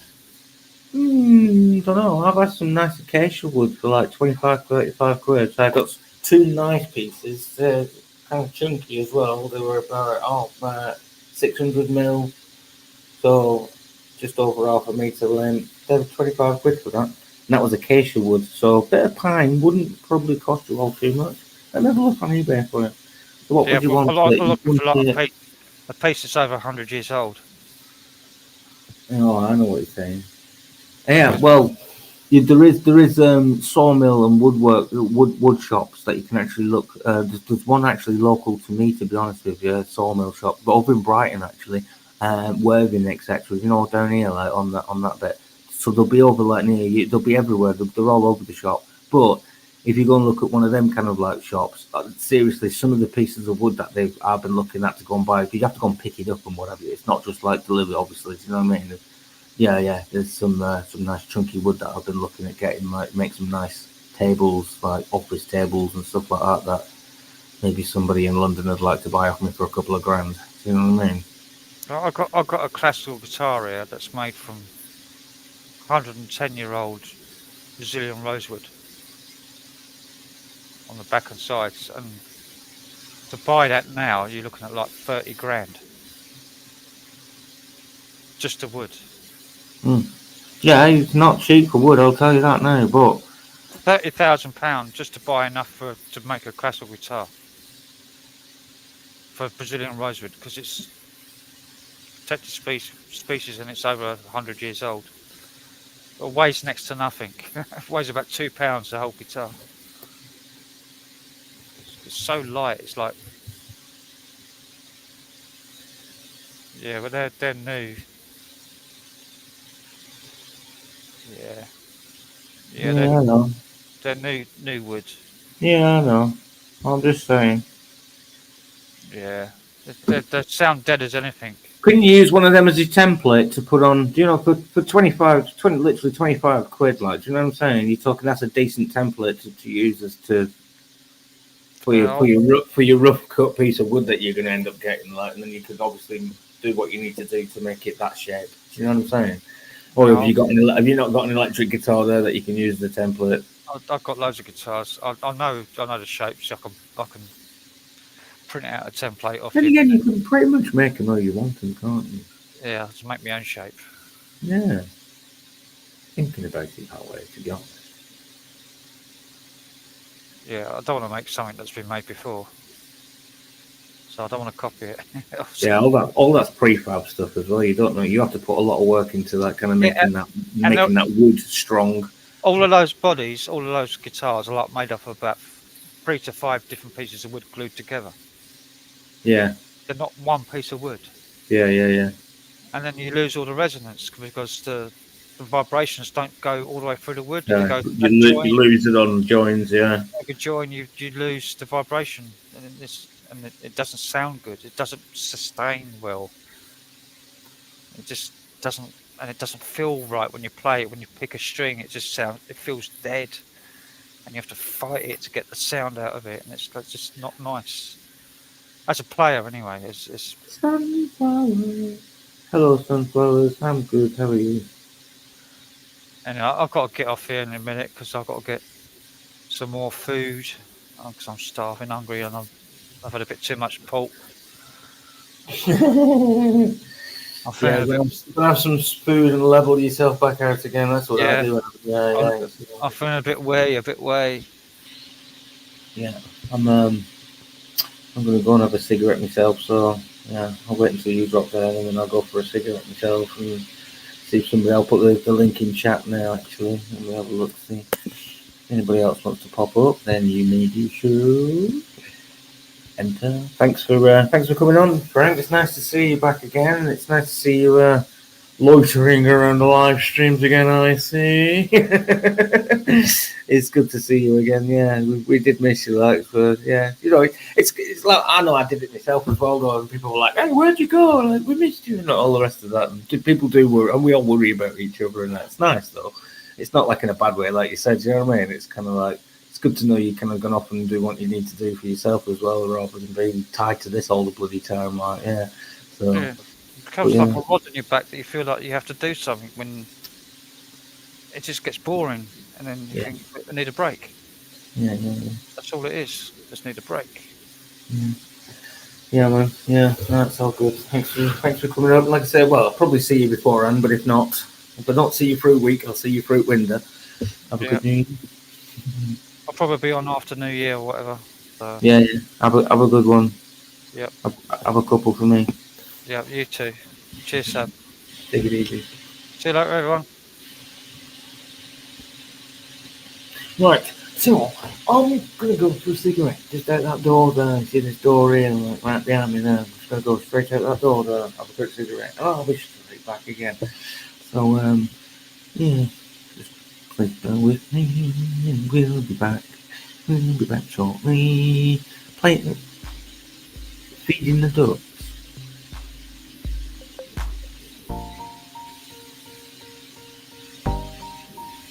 This is better, isn't it? Right. I'm back in a second.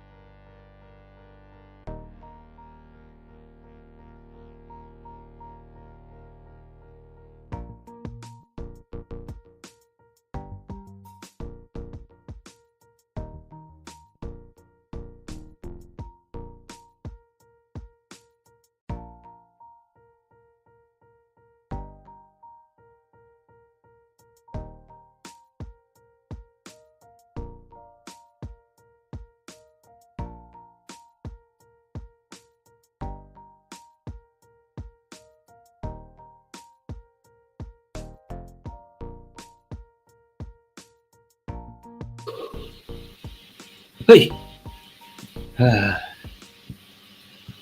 Right. I am back. I'm back again. I'm back again. See you all. What's going on in the wonderful world of YouTube? Have a gander, shall we?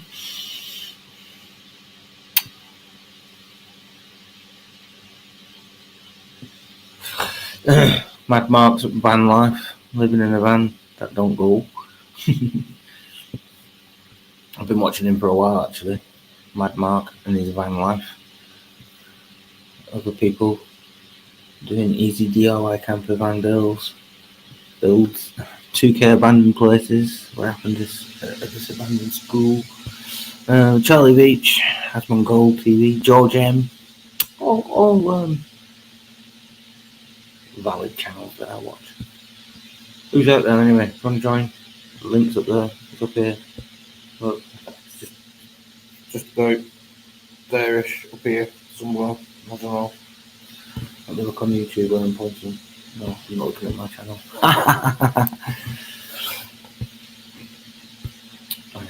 Anyway, I've got big plans, like I said.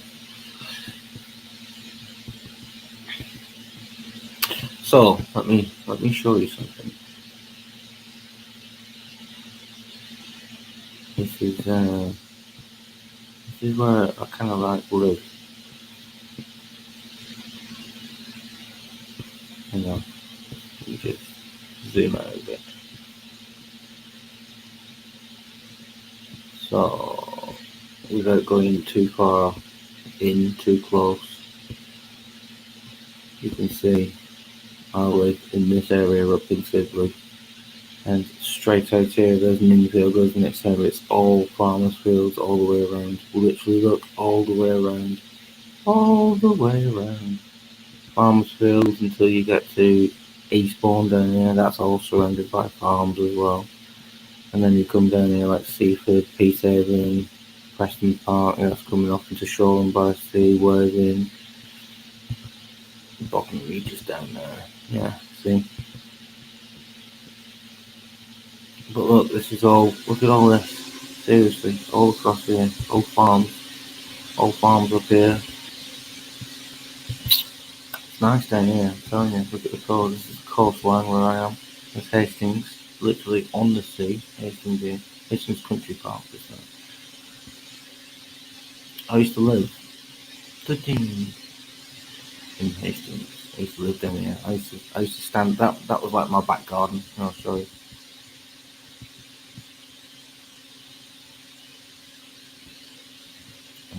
Up here, down by Hastings Old Town. Over here, you come down to about here-ish on the corner. Yeah. There's St Mary in the Castle. That stab, where I got stabbed in the chest here, and that fight was here by that restaurant, outside of that restaurant there. So literally outside of this restaurant on the corner, that's where it happened.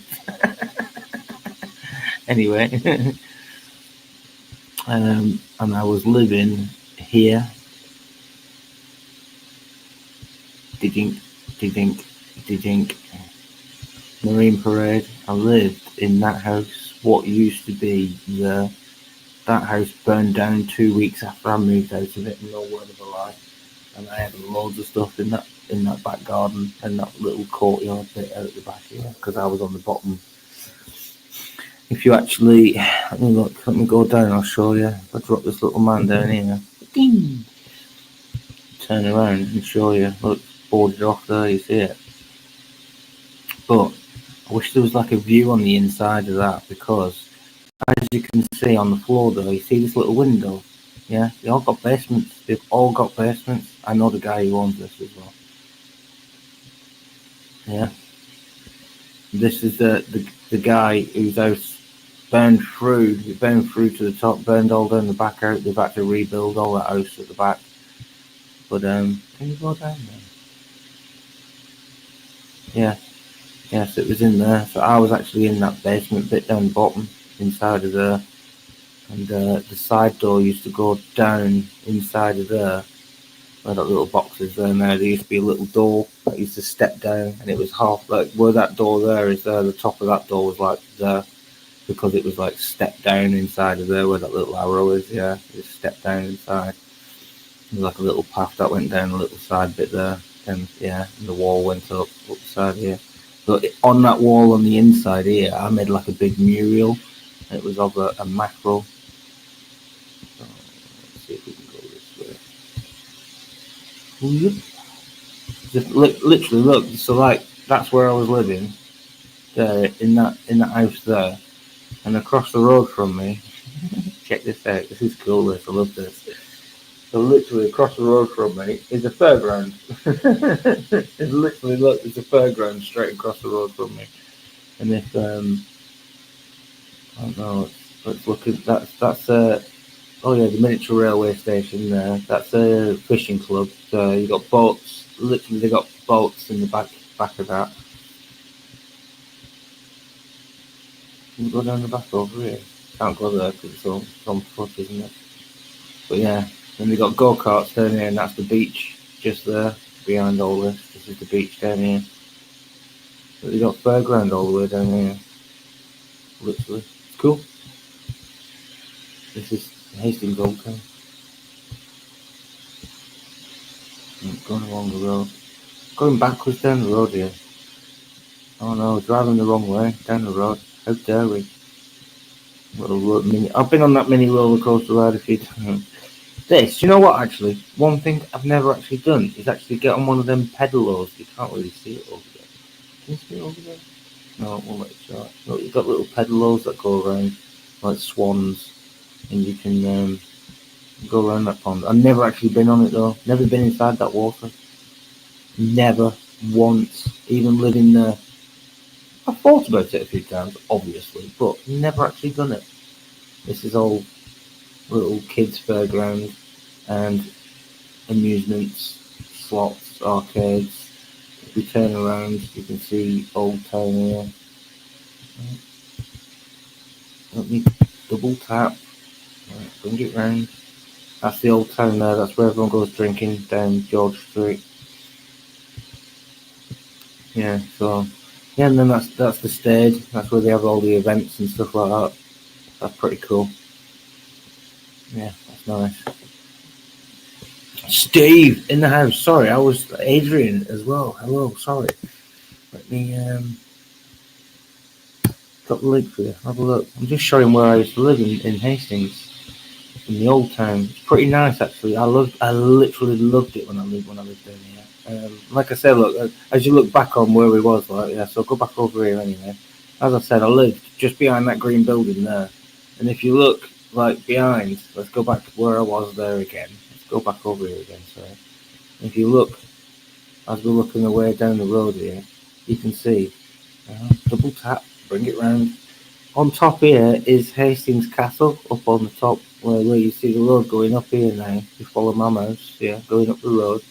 You go up here on the top, you see it in the sky here, right? Well, on top of there is the back of that house that I lived at as well. So I've got the Hastings Castle is my back garden.